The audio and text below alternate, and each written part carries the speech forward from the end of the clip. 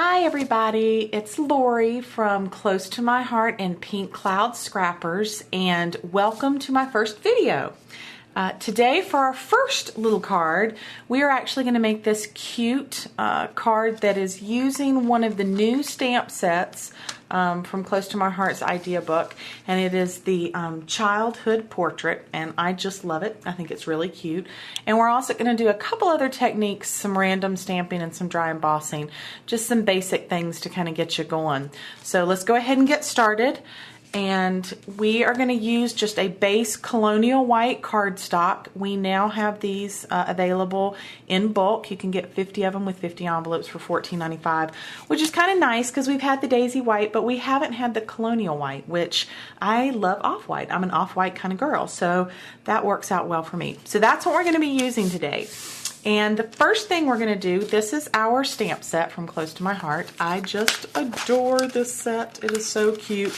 It reminds me a lot of the Cricut A Child's Year, so they would really go well together. But these are all the cute stamps, as you can see, with all the silhouettes. And the ones we're going to be using today are the friendship and then the little boy with the yo-yo. And I just think these are adorable. So, first thing, we're just going to take our acrylic block, pop our stamp on there like we do, and the two colors that I'm using is Twilight and Chocolate.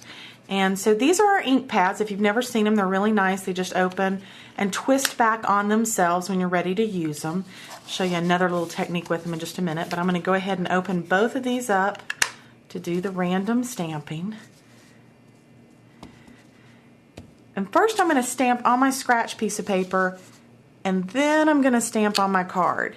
And basically all I'm doing is, I just don't want the color quite so bold on it. I want it to be a little bit faded.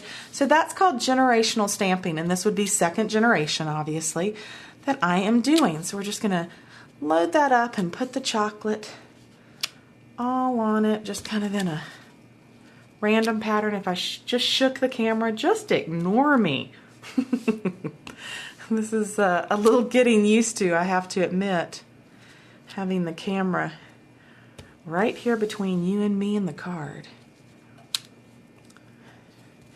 There again, this is the Twilight and our last little stamp here. And so this is a great technique because basically it just takes a real plain piece of paper and can make a nice background paper with any stamp that you have. So I like doing random stamping a whole bunch. The next thing that I'm going to do is I'm going to take just a little scrap piece of cardstock, and I've got a 2-inch punch here. You can see it with my big old light that I got shining down on me. And we're just going to take that, punch out a little circle, and we are going to put our little boy, as I'm flipping stamps all around here, put our little boy on. And you know, when you have a larger image, it doesn't really matter as much when you do just the words, but when you have a larger image, you're going to do better to, when you do on your ink pad, go stamp, stamp, twist, twist, stamp, stamp. Sounds kind of silly, but it's a really good thing to do just to make sure that you get full coverage with your stamp. And we're going to line up our little guy right there on our little scalloped circle. Now I'm going to close up the Twilight, but I'm going to keep the chocolate. We're going to actually close it, but then open it back up. And this is a technique that I like to do a lot. You're just going to punch your ink pad just like this. What it's going to do is it's going to put a lot of ink right there on the lid of your pad. And then this is a little sponge dauber, goes right on the tip of your finger. I can just pick up a good bit of ink here, and I can just go in and ink my edges, distress my edges. I am a big, huge inker on my edges. I think that just really finishes off a card really nicely, or a layout. It just kind of gives a finished look to the edges that you meant for it to be there. I don't know. So I am a big, big sponge dauber and ink etcher. So we're just going to do that along the top. So we've got those two pieces ready to go for our card. I'm going to close up our ink there, pop that over to the side, and now we're going to cut our piece of Twilight. And here's our little cutter. What we need in our dimension here is 2 1/4 by 5 1/2. So we'll cut our 2 1/4 first. And we're going to go right in here. Really should get that sponge dauber out of the way. And cut our 5 1/2. Now this is another little tool that we have. This is a dry embossing tool, and there are 2 little nibs on each end. This one's a little bigger than that one. I don't know if I can get it up to the camera. Yay, now you can see it. But basically what you're going to do is just go in, and on this one I had done 1/4 of an inch on my sample card. This one I'm actually just going to do 1/2 inch for you. And I'm a little bit high here. So I'm going to actually just kind of come on in here so you can see me down here a little bit better.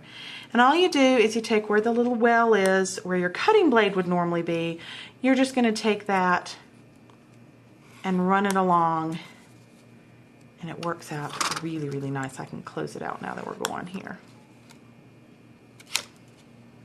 Now our cardstock, Close to My Heart's cardstock, is really nice because it has a white core center.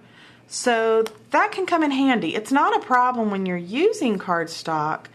It's not anything that comes through or anything, but it is nice when you want to use it as a design element.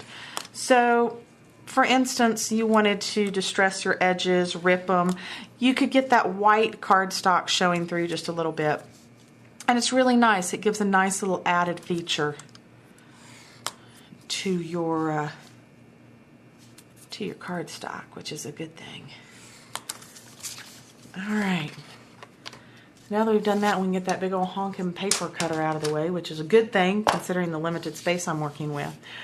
And you can see this just actually, there's where my sponge dauber hit. Yeah, bloop, oh well. But this just gives a nice little ridge there.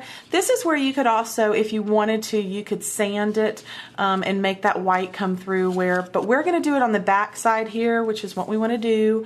And I think it just kind of makes it look like beadboard in a nursery or something. I can see an old-fashioned house, which I think this looks really old-fashioned. So we're just gonna load that up there with some glue.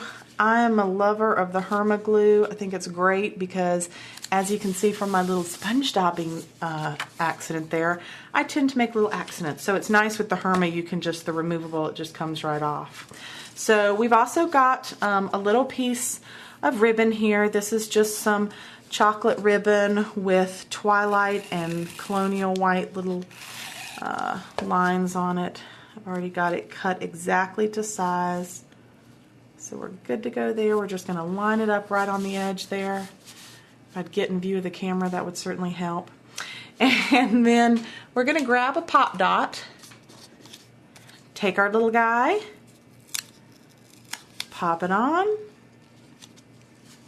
and that's it. We have made this really cute little card, and as I said, we've used the dry embossing, we've done generational stamping, and random stamping. So we've learned a bunch of little basic techniques, but that are really helpful and really can make your card stand out. I hope that I will see you soon. Come visit my blog again. I'll be doing more videos. Hopefully they'll get better since this is my first, but thanks so much for watching, and have a great Labor Day.